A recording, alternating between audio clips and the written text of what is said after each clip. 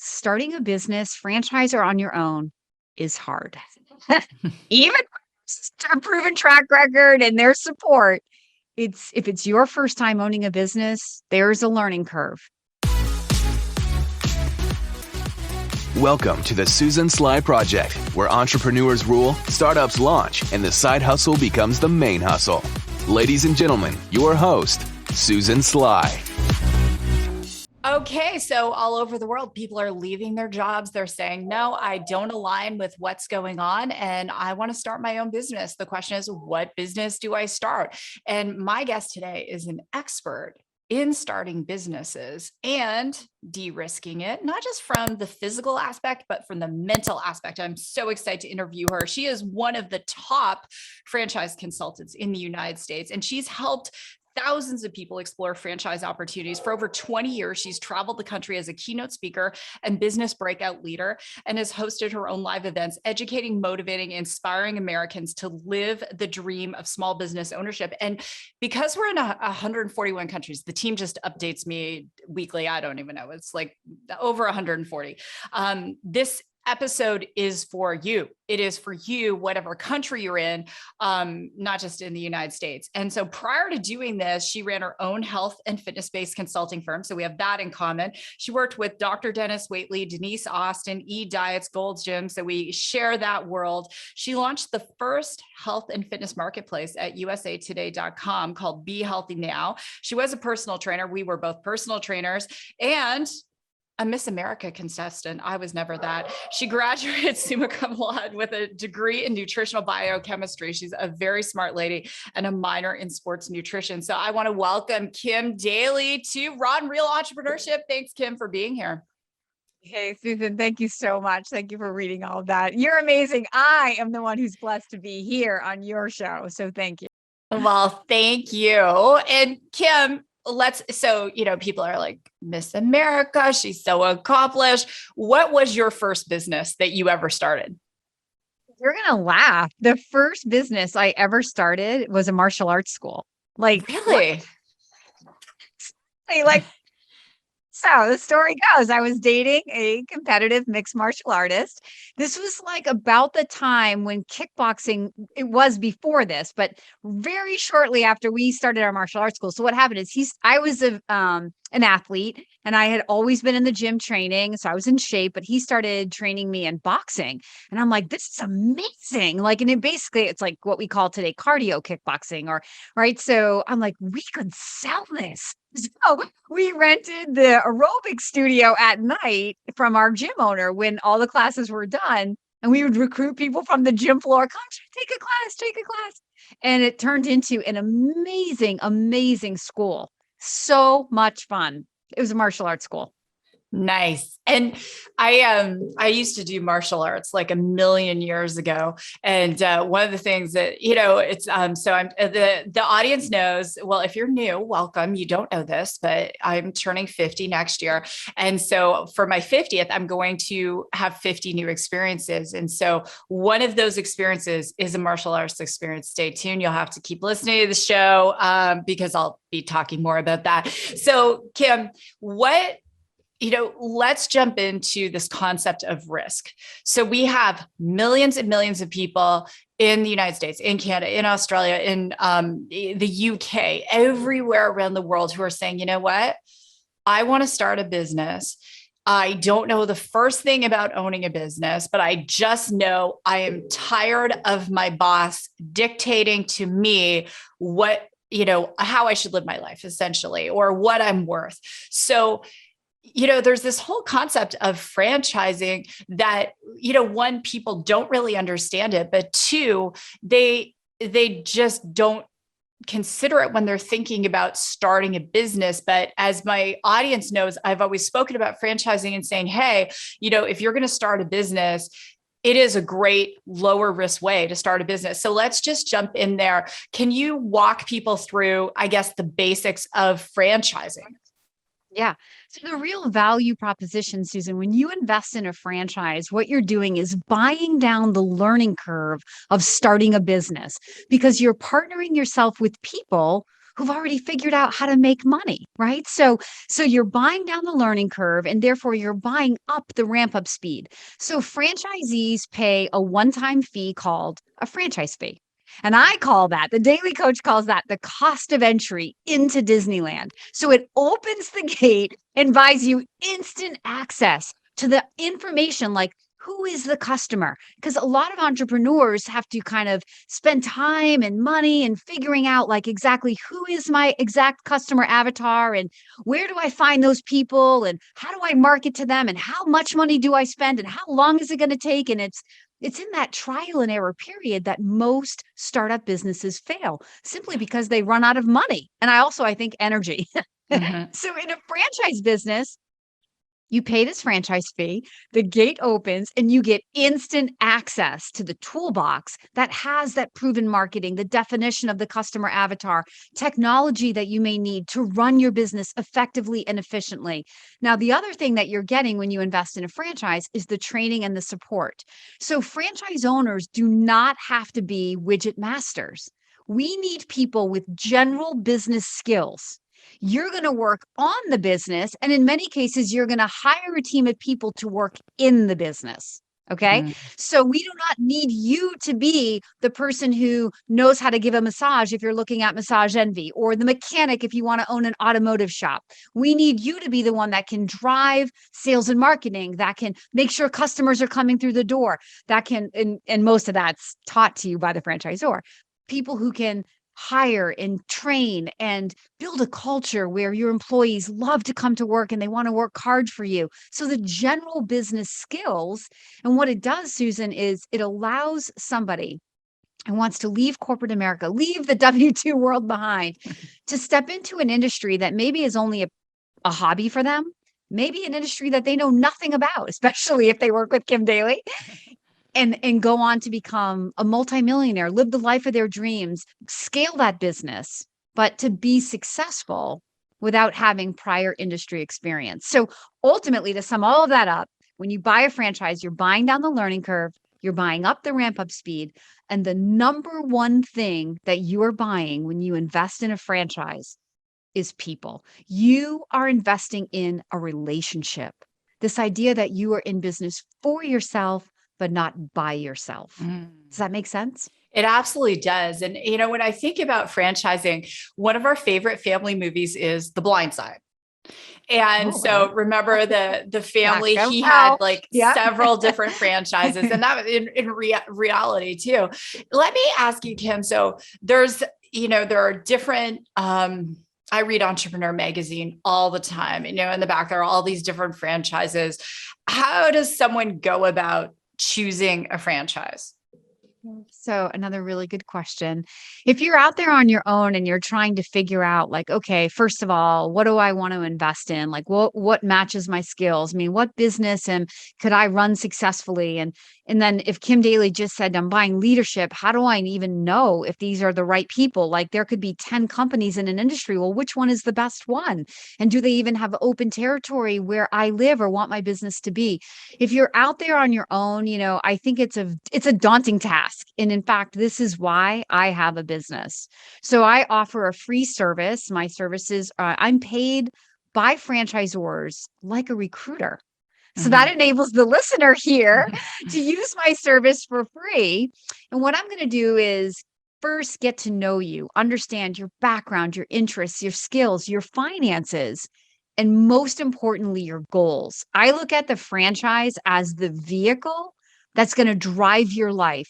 So I want you to get clear with yourself and then communicate that to me. What are you trying to achieve personally, professionally, and financially? And in what time? And when you can communicate that to me, guess what? I'm the expert at figuring out what the business is. So you don't have to worry about it. And what we do is through the coaching and the process, I help people focus more on the characteristics of the business versus the brand or what the business does. Like, I love to work out, but does that mean I have to own the gym to be passionate about my business? No. It means I have to be in a life-giving environment where I'm inspiring people to better their lives. I want to be, in a business where I have a one-to-one impact with people. So I can apply those characteristics to a multitude of businesses and know that I can get in my office every day or walk into my location every day and be 100% passionate about what I'm doing. Make That sense? makes, yeah, it Yeah. makes so much So sense. that's why I have a business. And what I'm hearing as well is choose something that really aligns with a passion whenever possible, right? Because at some point you said you're working on the business, not in the business. But let's talk about the raw and real fact that in a lot of my understanding, and I could be wrong, is that a lot of the large franchises, you are expected to, as part of your training and onboarding, work in that business at least for like it might be a day, it might be a couple of days, just so you can understand that business. And if you're not passionate, it doesn't mean you have to do massages, but you might be at the front desk, right? Or if you're buying a fast food franchise, you might be behind the check stand or whatever. So choosing something that you are going to get fired up about is really important.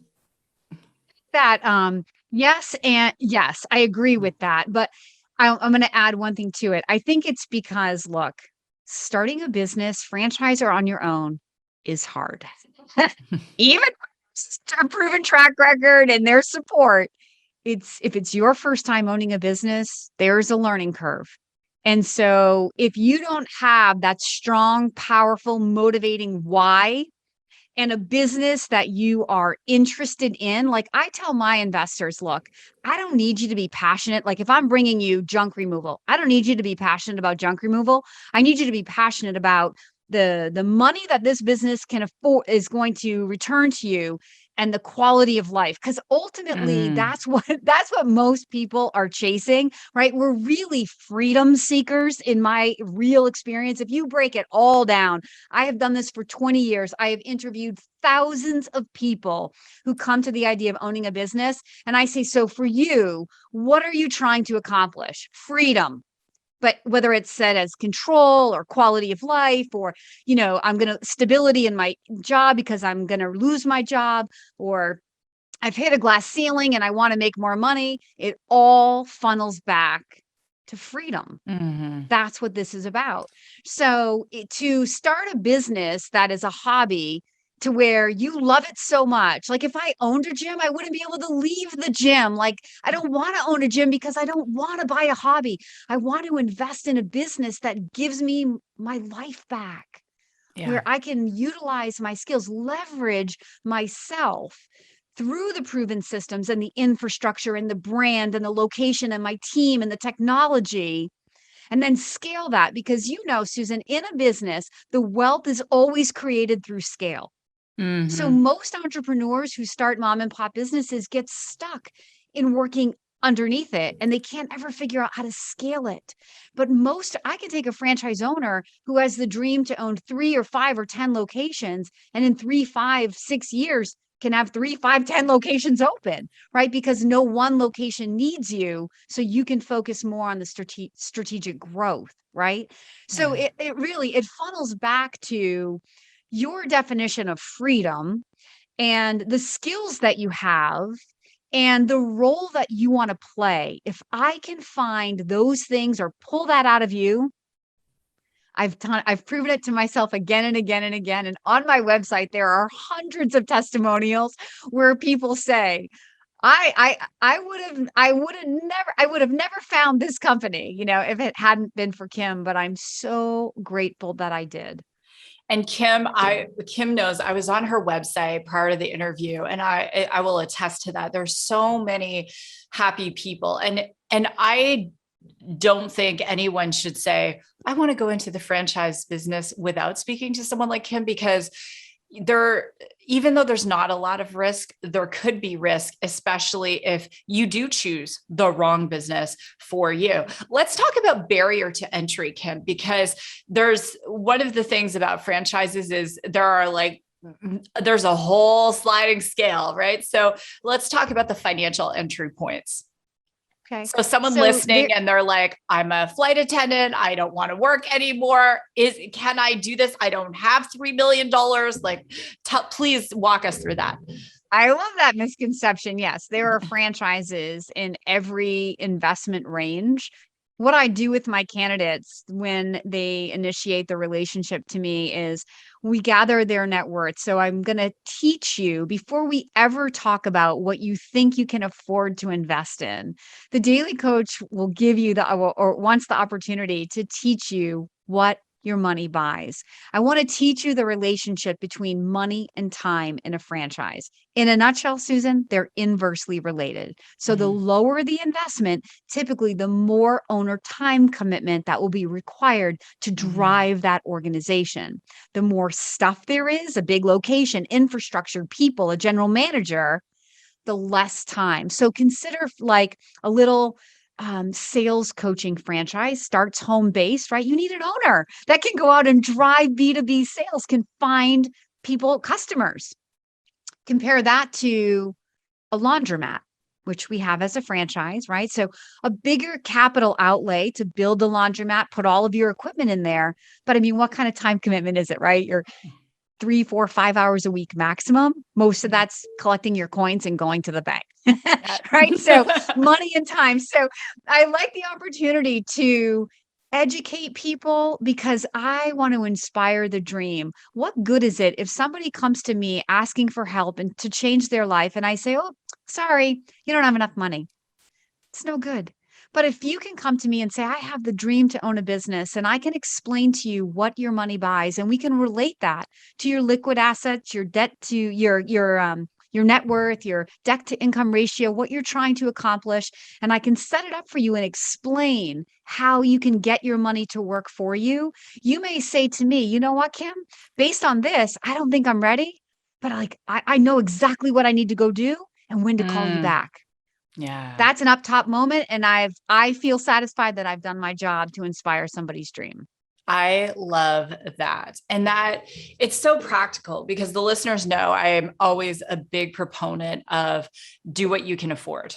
Right. So my first business was when I was 11, Kim, but my big business I started was actually a health club when I was in my 20s. I was 24 years old, negotiated while I was in labor for my daughter. I negotiated the last business loan to be able to do it and ended up losing the business because to your point, it wasn't a franchise. When I had to go buy a brand new Life Fitness treadmill, it was in the 90s, it would cost me $12,000, but the franchisee, it would cost them $7,000 because they were buying in bulk across the franchise.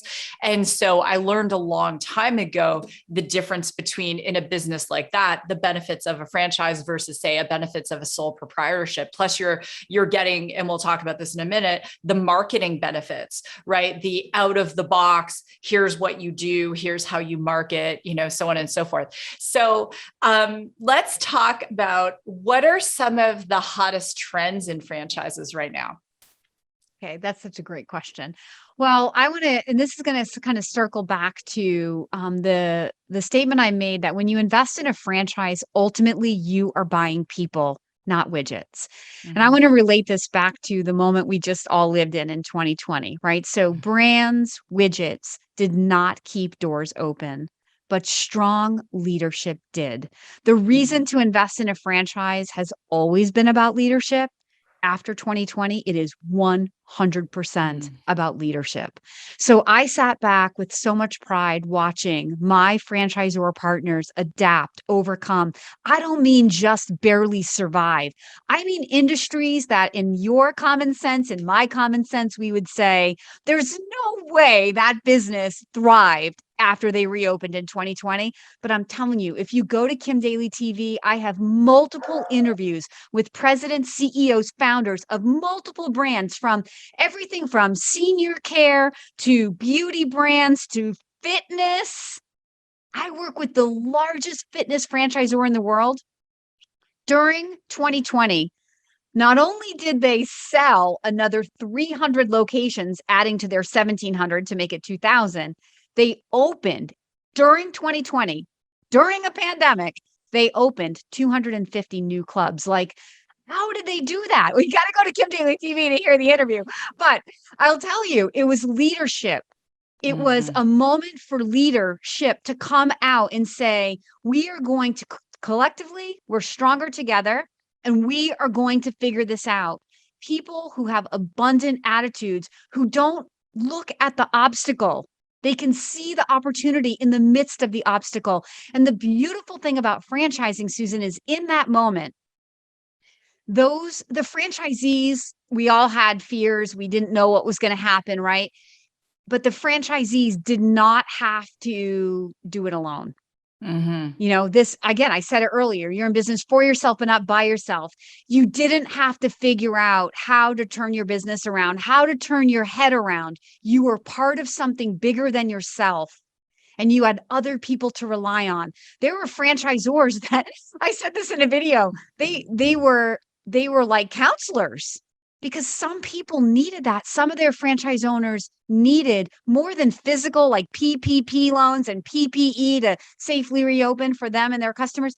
They needed a hug. Yeah. They needed a human being to say, it's going to be okay. Like, together, we are going to figure this out. So I know that I am completely unemployable. You probably sounds like you probably know that too about yourself. Like, I'm completely unemployable. My dad would say that's been a true statement since I was 2 years old. But I'm completely unemployable.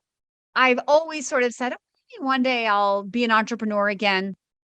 After 2020, I say to myself, no way. The fees can always be justified in a franchise if you are partnered with the right people. But therein lies the statement. It's the right people. And this is why I have a business, because not every franchisor that's out there cares. Not every franchisor out there has the financial resources. Not every franchisor out there has a track record of success. You don't have to waste your time sifting and sorting through all of that if you work with an experienced franchise consultant like me, or just anybody that's out there that has experience as a franchise consultant. Ultimately, they have relationships. That's what you're leveraging through me. 19 years of relationships. And Kim, I love your passion, because if someone is thinking about franchising, they should be talking to someone like you. They should just talk to you.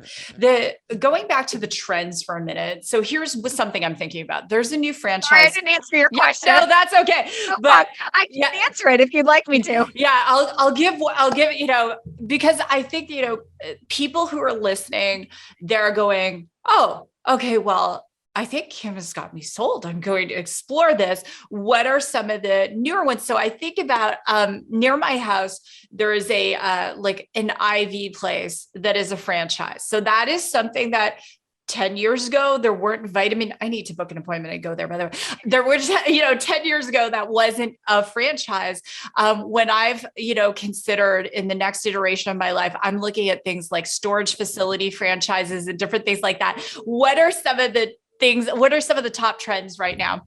Okay. I love everything that you just said. So like health, wellness, fitness, beauty, those are things that regardless of what's happening in the world, and sometimes in moments like this, more and more people start thinking about their health, but they thrive. The beauty industry isn't anything in beauty. Look, women, if you color your hair, pandemic or not, you're coloring your hair, right? If you do your nails, if some women do their eyelashes, like all of that stuff, those are very sustainable businesses. I love what you just said. I work a lot with investors along with my W-2 transition people, but I work a lot with investors. And so my investor groups love storage. I have have you ever seen the pods business, the portable on demand? Okay. So that's a big corporation, but I work with the franchise version of that.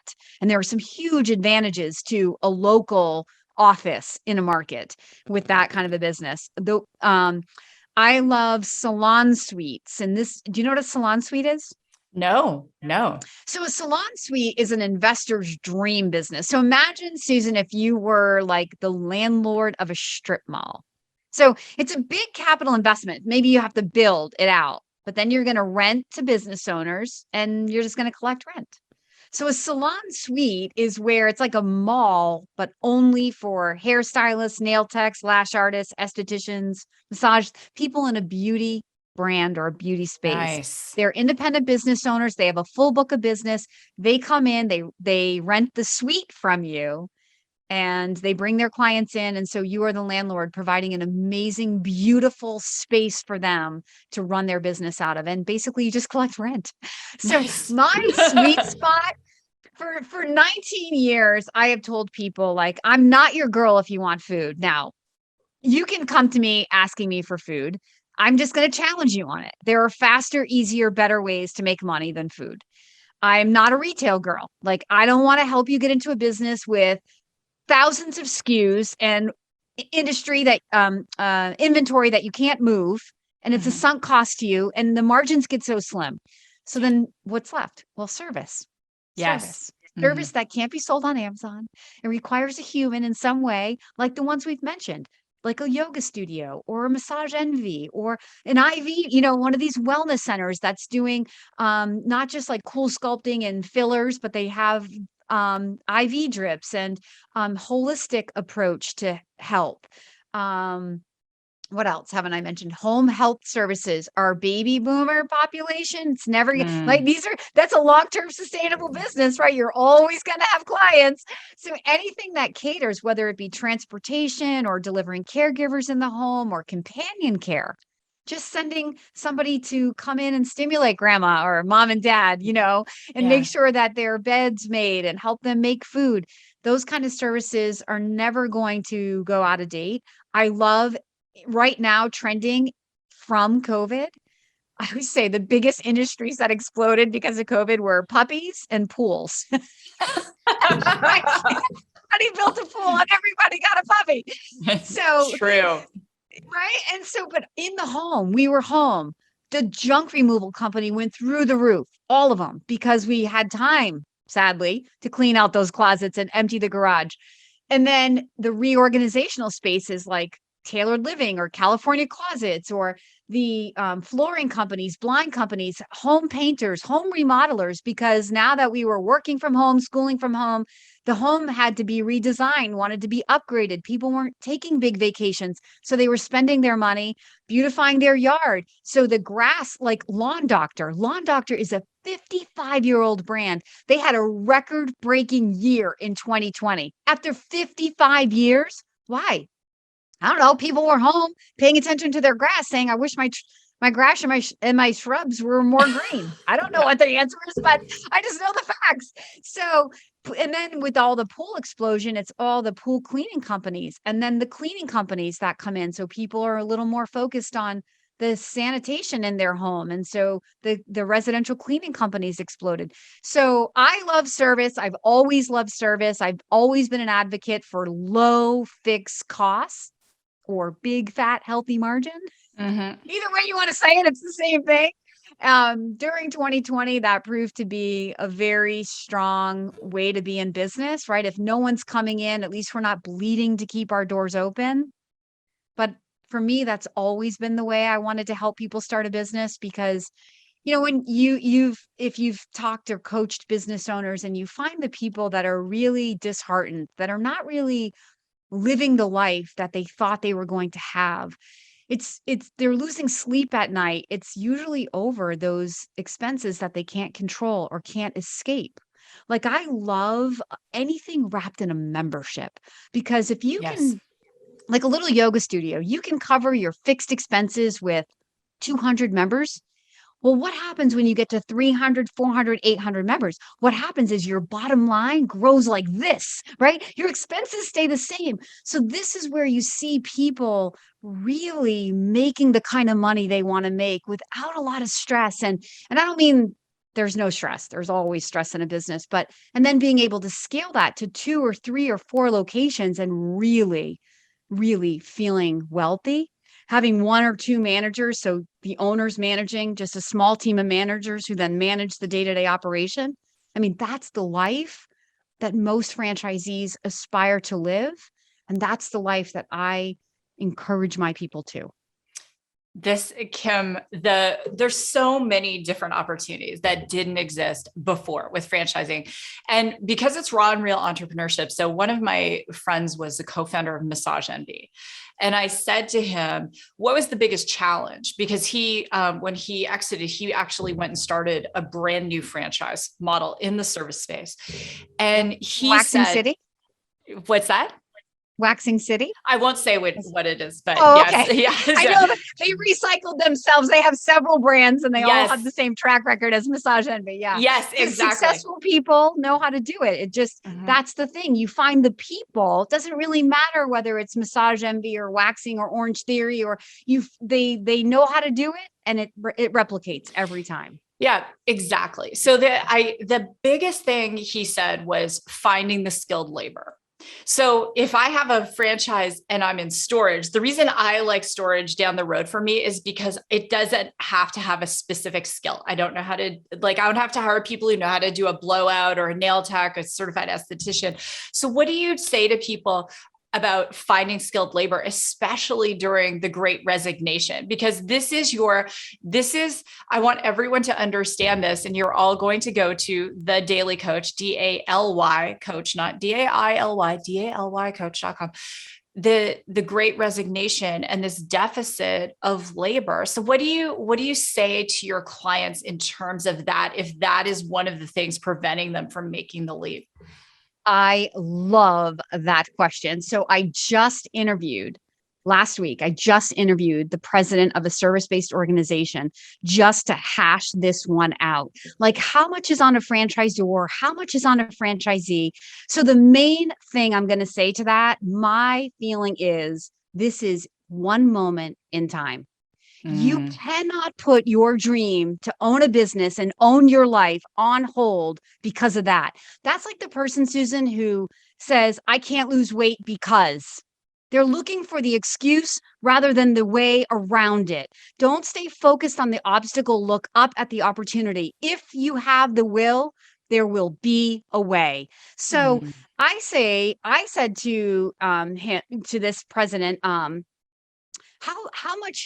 much support is there in terms of, like, we have all these great leaders in corporate America, and then they want to own their own franchise, and then they're like whining a little bit over, you can't find good help. And I'm like, how about we learn to create good help?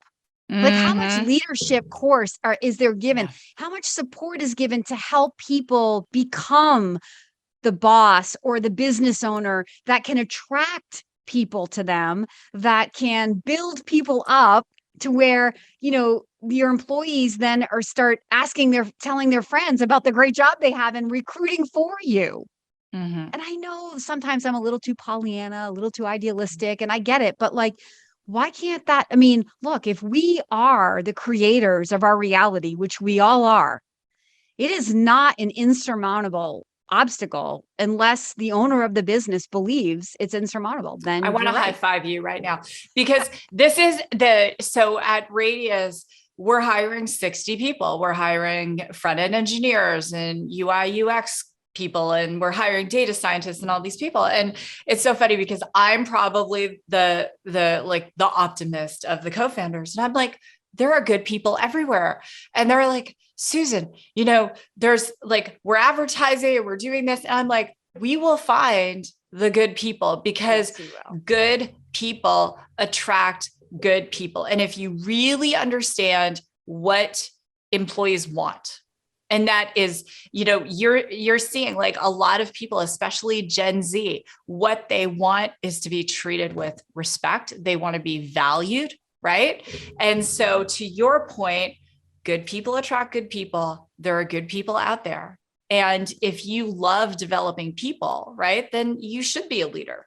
That's what good leaders do. One moment in time. Those people have to come back to work eventually. This is one moment in time. For anybody who's going to say yes in the next 30, 60, or 90 days to their dream, who knows, by the time you're actually ready to be open for business, because saying yes and then opening, there's a time frame, there's a delay in there, if it's a home-based business, not that big of a delay versus if you have to find real estate and construct a store and all of that, but there's still a delay.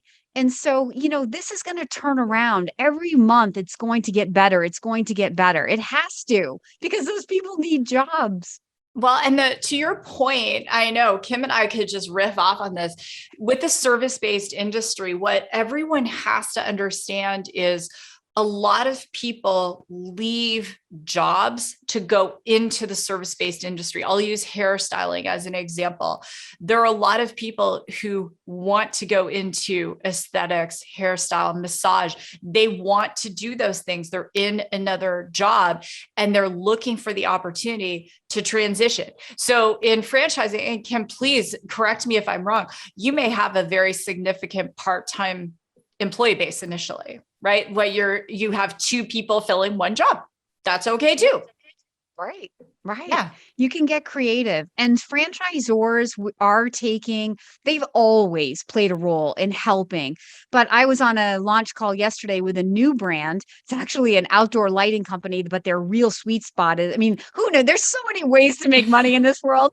Yeah. Their real sweet spot is holiday lighting. They make like 3/4 of their money for the year in the holiday season from putting up holiday light. I'm like, I'll sign up for that. Like, Yeah. I would love to have somebody out there putting up my holiday lights. So anyway, but so this company, you need a lot of laborers to do the work.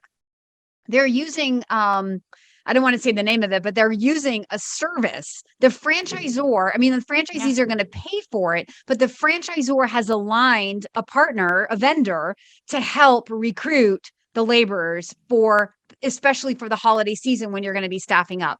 Yeah. So the franchisors have one level of support, but ultimately, like I tell people, look, when I was a personal trainer in the gym, I could have the most up-to-date, like science-backed workout. I could have the best equipment in the industry on the gym floor.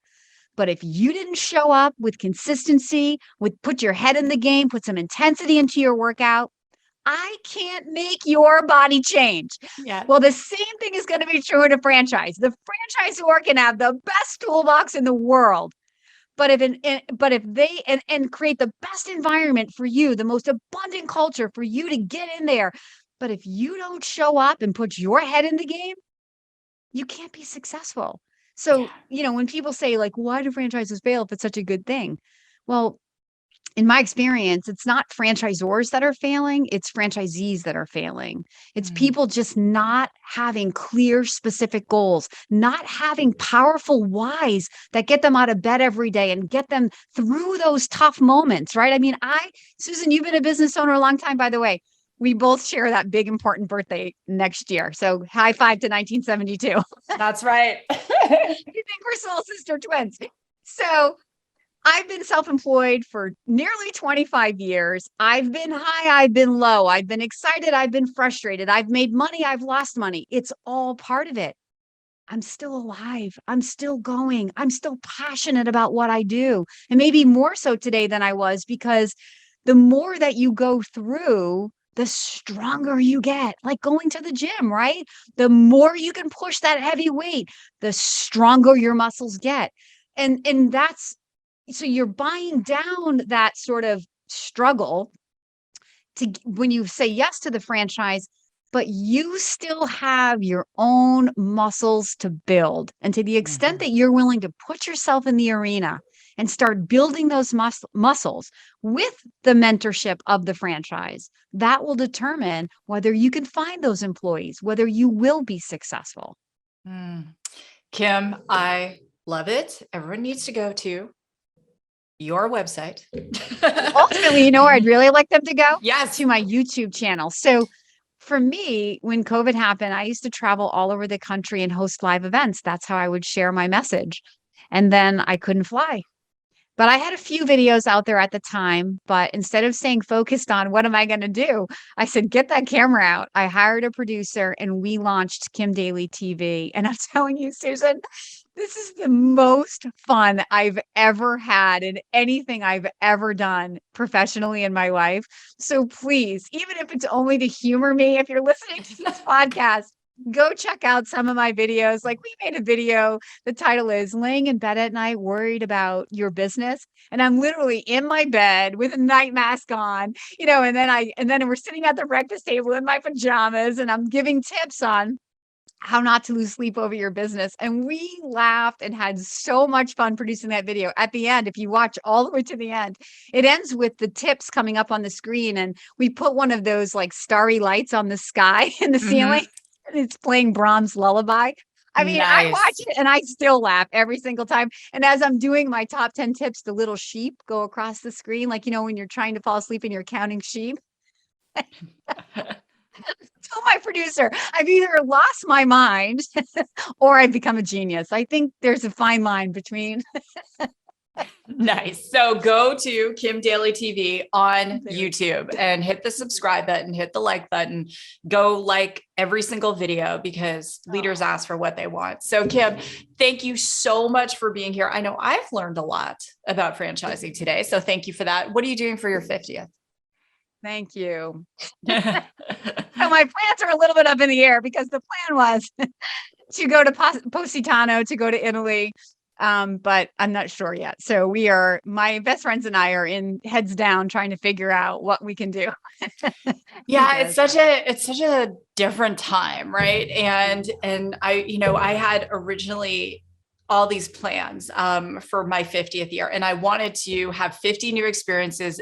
Jesse Itzler, Sarah Blakely's husband, was on my show a couple of years ago, and Jesse was turning 50. I was like, Jesse, what are you doing? And he's like, I'm going to learn 50 new things. So I thought I'm going to have 50 new experiences. That's what I was going to do. And then co-founding Radius and Radius taking off, my whole plan to take a whole year and like go scuba diving in the Dead Sea and get tutors for my kids and, do all that stuff. So I might be postponing that. That's all I'll say about that, Kim. But yeah, I will be coming to MIT in the spring. So you never know. We might have to do an episode with us together because I am all down for some hilarity on YouTube. I would love that. I would love it. Yes, that would be amazing, Susan. Thank you so much. I've already got an idea. We could go on the MIT campus and with a microphone and be like, what are your thoughts on franchising? Like just do random with all of the, rocket scientists and, everything. It'll be awesome. It would be the best blooper reel ever because I already know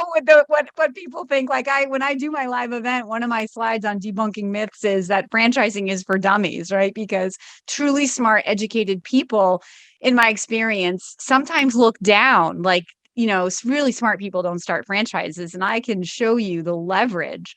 And I love the challenge of it anyway. It's not for everybody. Listen, if we didn't have entrepreneurs, we'd never have new franchises. Exactly. There you go. You don't need And at MIT, they understand math because every class I take, they're going to put math into it somehow. Like I can promise you. So I'm partway through my 4-year program. Everything is going to have math. So when you see the math, it does make sense. So everyone be on the lookout. Kim and I in Boston or Cambridge, actually in Cambridge. This spring, it's going to happen. All right. Well, Kim Daly, thanks so much for being here. Make sure you head over to YouTube and subscribe to Kim Daly TV on YouTube. And with that, if you have a comment, question, don't hesitate to go to susansly.com. I'd love to hear from you. And lastly, the thing I want to say to you is be an entrepreneur, embrace entrepreneurship. You've got this. And if this episode has been helpful, share it all over social. Tag me at Susan Sly on Instagram, Susan_Sly on Twitter. Lately, I'm in a Twitter mood, so not so much Instagram. I'm everywhere on social media, just not TikTok at the moment. So with that, God bless, go rock your day, and I will see you in a future episode of the Susan Sly Project.